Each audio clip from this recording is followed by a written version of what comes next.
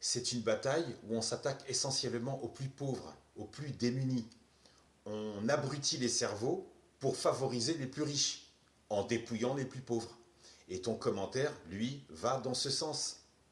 Aujourd'hui, le plus important, c'est d'apporter un gâteau encore plus gros, qui ne sera servi qu'aux riches. Les pauvres n'ont pas le droit d'y goûter.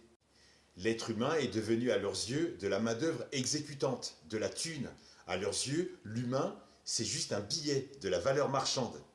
Ce mouvement en marche, qui tue la France, qui est en marche arrière, qui pue le déclin et le ralentissement, le chômage, c'est lui qui l'a créé, et le chef d'État français qui y a collaboré.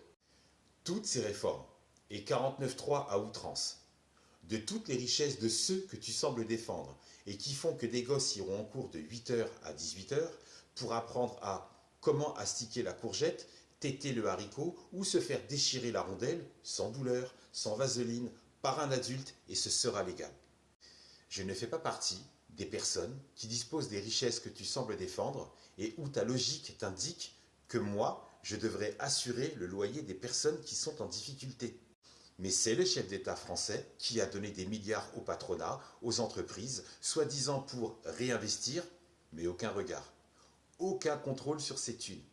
Un chef d'État qui supprime l'impôt sur la fortune et l'assemblage des actions immobilières qui représentent 93 à 96% du capital des plus riches, pour eux c'est la teuf, et ils font comme ils veulent.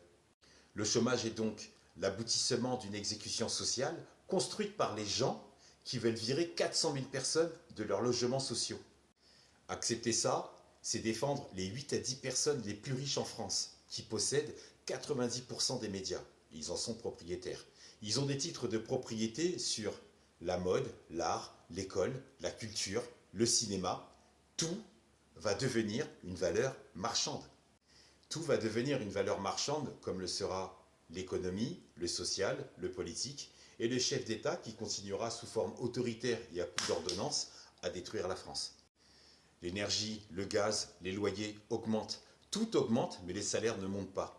Ce ne sont pas des mauvais payeurs, mais c'est le gouvernement français qui les met dans cette difficulté. Que la paix soit avec toi.